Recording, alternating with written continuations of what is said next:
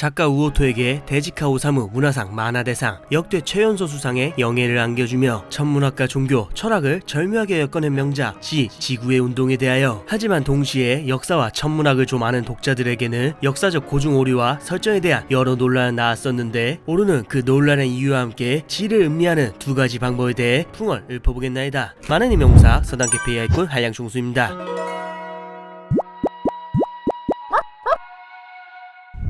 중세 유럽 신의 말씀은 곧 진리요, 그 진리는 거슬 수 없는 법이었으며 지구가 우주의 중심이라는 전동설 또한 신께서 허락하신 질서로 여겨졌으니 그 질서를 의심하는 자는 곧 죄를 범한 자요, 죄를 범한 자는 이단일지다. 그렇기에 이단은 신의 이름 아래 신문과 고문을 받고 마침내 화영으로 심판받아 더럽혀진 영혼을 정화하여야 한다고 믿던 그런 시대. 지는 바로 그 시대를 배경으로 실제 역사의 빈틈 사이를 파고들어 진짜보다 더 진짜 같은 가상의 역사를 써내려가죠. 아리스토텔레스와 포톨레마이오스가 정립한 전동설, 아리스타르코스가 제기한 지동설의 가능성, 토마스 아퀴나스의 스콜라 철학, 그리고 훗날 코페르니쿠스로 이어질 천문학의 흐름까지 실제 역사에 연대기 위해 침묵을 강요당해 끝내 기록되지 못했을지도 모를 질문의 계보를 써내려가죠. 라파오가 남긴 질문은 오크지에게, 오크지의 질문은 두라카에게 이어지면서 사람은 사라져도 질문은 사라지지 않은 채 시대를 건너 이어집니다. 그렇게 독자는 허구의 등장인물이 아닌 시대를 건너 계승된 하나의 질문을 마치 실제 역사의 한 페이지처럼 읽게 되는 것이죠. 하지만 여기서 지를 역사가 아닌 철학의 관점에서 보는 순간 작품은 전혀 다른 또 다른 의미를 가지게 됩니다. 개인적으로는 작가 우오토가 작품을 단순한 지동설에 관한 역사물이 아닌 지성과 폭력에 관한 이야기, 그런 상황에 처한 사람들을 그리고 싶었던 작품이라고 밝혔던 이유도 여기에 있다고 생각합니다. 다시 말해 우오토가 지를 통해 말하고자 했던 것은 역사 그 자체가 아니라 역사라는 무대를 빌려 지성과 폭력, 신념과 억압에 대항하여 진실을 향한 인간의 질문이 어떻게 시대를 넘어 이어져 왔는가였다고 생각합니다. 그렇기에 지는 어디에 방점을 두고 감상하느냐에 따라 작품을 읽는 층위 자체가 달라집니다. 역사에 방점을 둔다면 확실히 재미는 있지만 고증의 오류가 아쉬운 팩션으로 남을 것이고, 사상과 철학에 방점을 둔다면 질문과 신념, 그리고 지성과 폭력이 충돌하는 이야기의 본질을 음미할 수 있죠. 이런 까닭에 지는 역사로 읽는 재미와 철학으로 읽는 깊이 두 가지 시선이 공존하는 작품이라고 생각합니다. 그렇다면 우오토는 왜 굳이 맞출 수 있었던 역사까지 바꿔가면서 이 이야기를 만들었던 걸까요? 세상이 정한 진리의 의문을 품는 라파오를 비롯한 4명의 주인공, 교회를 연상시키는 시교와 종교 재판 이외에 지동서에 전파되는 과정까지 실제 역사를 모티브로 삼았지만 곳곳에 의도적인 각색이 더해졌습니다. 그래서 일부 독자들로부터는 고증 오류가 너무 심하다는 지적을 받아야만 했죠. 하지만 작가 우오토의 인터뷰를 보면 이러한 각색은 여갈못이라서 범한 실수가 아니라 애초부터 의도된 선택이었다고 사료됩니다. 지인을 바치면 지인 할인을 얻을 수 있다. 시간을 바치면 병원 홈피 할인을 얻을 수 있다. 광고를 바치면 광고성 리뷰 정보를 얻을 수 있다. 하지만 실상은 저것들 중 그 어느 것도 진짜 최저가를 보장해주지는 않는다. 그럼 대체 무엇을 바쳐야 이 세상의 진짜 할인을 알 수 있단 말인가? 만약 지인 할인과 병원 홈페이지 이벤트가보다 더 저렴한 가격과 검증된 찐 리뷰들을 한 번에 확인할 수 있다면 그것을 무엇이라고 부르겠습니까? 2025년 예약자 수 1위 모두닥은 진짜 최저가 맞나요? 모두닥은 최저가 검수 시스템 실시간 운영 중. 최저가가 아닌 게 확인되면 그 순간 바로 게시 중지 컷. 라식라색 최저가로 최대 100만원까지 저렴하게 이용 가능. 눈수술인데 너무 싸면 퀄리티 떨어지는 거 아닌가요? 강남 메이저 안과를 포함한 40개 이상 대형 안과들 대거 입점. 수술 전 검사 받을까 말까 고민하던 그 안과, 그 원장님 그대로 저렴하게 바로 예약 가능. 어차피 광고성 후기로 도배된 거 아니냐고. 모두닥은 오직 영수증을 인증한 실방문자만 리뷰 작성이 가능한 시스템으로 운영 중이기에 고고한 53만 개 이상의 찐 후기들로만 도배되어 있습니다. 할인 인증은 어떻게 받나요? 대학생은 학교 이메일 인증, 직장인은 카톡 홈택스 간편 연동, 길어야 10초면 끝. 나아가 프리랜서, 자영업자, 구린도 당연히 이용 가능합니다. 심지어 한 사람만 인증해도 가족까지 함께 할인 이용 가능하니 라식라색 스마일라식 고민 중이시라면 더 이상 광고와 바이럴 후기 속을 헤매지 마시고 모두다가 앱에서 최저가와 실제 후기들을 직접 확인해 보시죠. 치아 교정부터 라미네이트, 중치치료, 치아 미백까지 다양한 치과 치료 역시 모두닥에서 최저가로 비교하고 예약할 수 있으니 참고하시길. 라식라색 최저가는 모두닥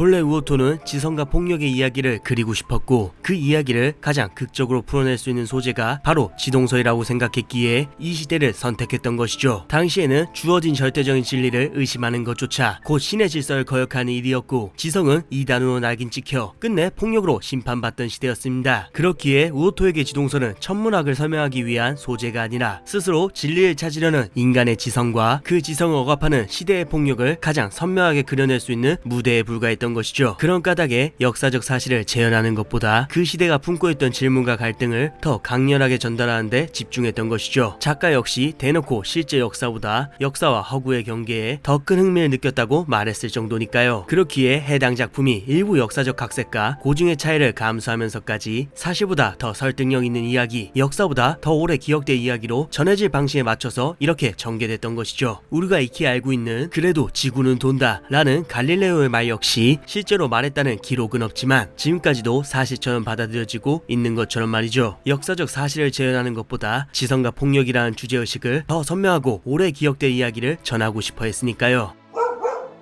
라파우, 오크지, 두라카, 그리고 마지막에 알베르트까지 보통의 만화였다면 그게 진행과 만화의 인기를 책임질 주인공들입니다. 하지만 지는 이런 주인공들을 가차없이 갈아버리는 라끈한 전개를 선택하죠. 왜 애초에 지의 진짜 주인공은 한 인물의 삶이 아니라 진리를 갈망하는 인간의 지성이었기 때문입니다. 미래가 보장된 천재소녀 라파우였지만 주어진 성공보다 세상이 감추려했던 진실을 선택했죠. 진실에 다가가려는 인간의 모습 자체가 가장 아름다운 순간이라고 믿었으니까요. 평생 남의 명령만 따르며 살아온 대리검투사인 오크지였지만 처음으로 자신의 지성에 따라 진리를 향한 길을 선택했죠. 천재적인 재능을 가진 덕분에 안정된 삶을 살아갈 수 있었던 두라카였지만 자신의 부유한 미래보다 그 진실을 다음 세대로 이어가는 길을 선택했죠. 그리고 천문학자 알베르트는 이름없이 이어져온 그 뜻을 이어받아 허구 속 사상을 비로소 현실의 역사와 맞닿게 만들었습니다. 이들은 모두 각자의 시대도 신분도 성격도 살아온 삶의 방식도 모두 달랐지만 모든 것을 바치더라도 진정한 진리에 닿고자 했던 그 원초적인 갈망만큼은 같았습니다. 그렇기에 지가 한 명의 영웅만을 노래하는 이야기일 필요가 없었던 것이죠. 작가가 작품에서 그리고 싶었던 것은 한 명의 주인공이 아니라 지성과 폭력의 대립 속에서도 끝내 시대를 건너 계승되는 진리를 찾아 헤매이는 인간의 거룩한 지성이었으니까요.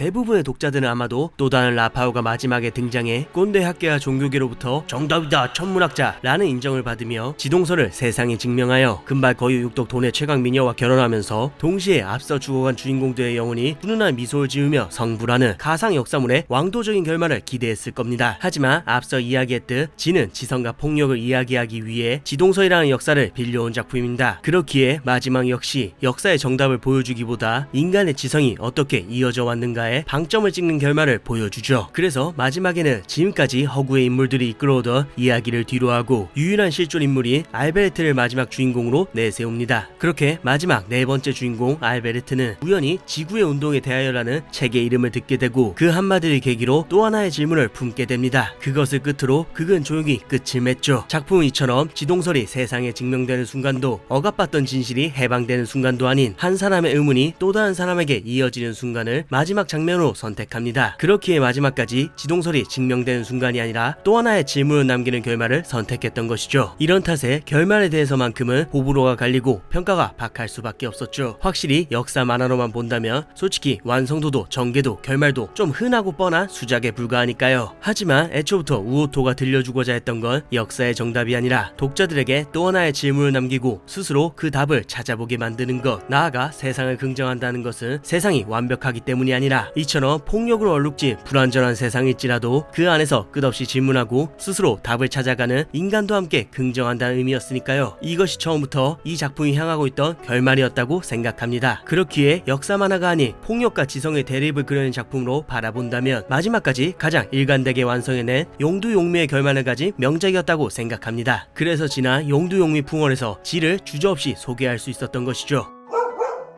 이 세계의 아름다움을 긍정하고자 하니 이번 붕어 역시 Q&A를 끝으로 지가 선사한 감동을 사랑해보죠. 그래서 재미를 위해서라면 고중은 족가도 된다는 건가요?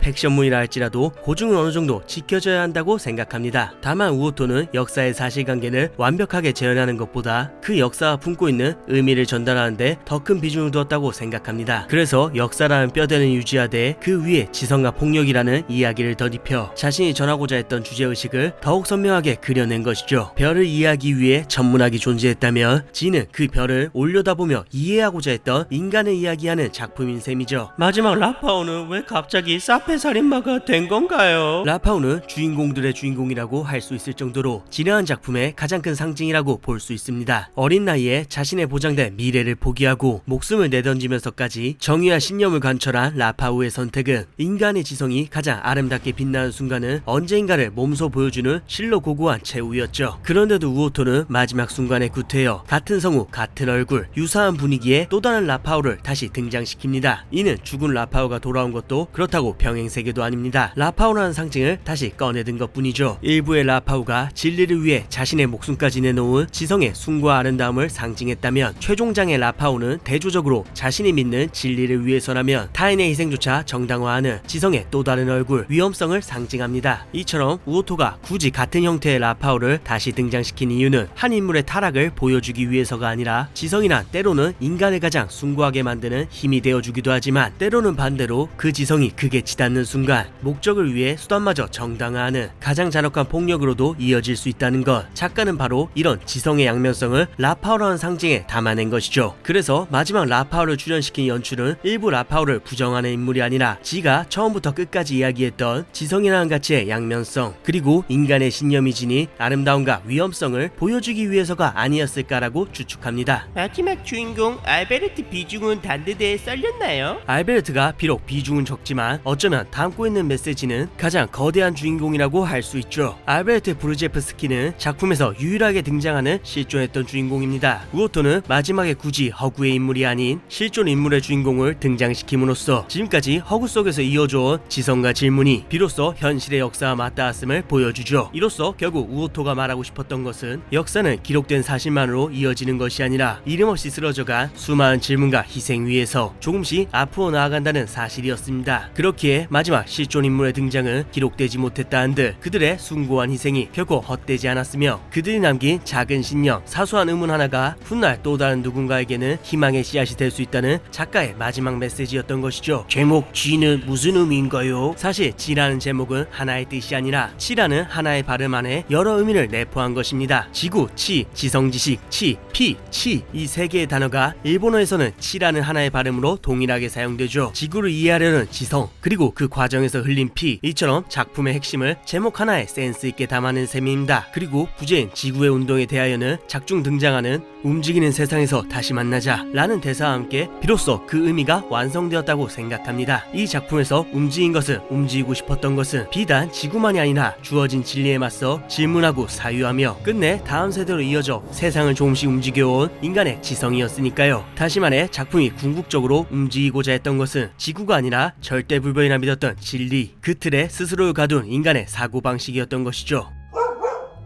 지는 역사 만화로 읽어도 충분히 매력적인 작품입니다. 하지만 작가의 의도에 따라 감상한다면 천동설을 부정하고 지동설을 증명하는 일련의 역경이 주가 아니라 진리를 갈망하는 인간의 지성과 그 지성이 시대를 넘어 어떻게 이어지는지를 담아내 지식의 목매의 이들을 가장 순수하게 그려낸 순애물이라고 생각합니다. 지가 이야기하고자 했던 건 지구의 운동이라는 천문학적 해답이 아니라 인간의 마음속 깊은 곳에 숨겨진 별을 향한 동경과 주어진 진리가 아닌 스스로 진실을 찾고자 하는 끝없는 탐구심 그리고 그 과정 속에서 끊임없이 반복되어 온 지성과 폭력의 대립이 아니었을까요? 어쩌면 인간은 별을 이해하기 위해 하늘을 올려다본 것이 아니라 스스로를 이해하기 위해 별을 올려다봤던 것인지도 모르겠습니다. 오늘 밤은 별을 보러 가려고 합니다. 오늘의 붕얼 여기까지입니다. 이상 서당캐피였습니다.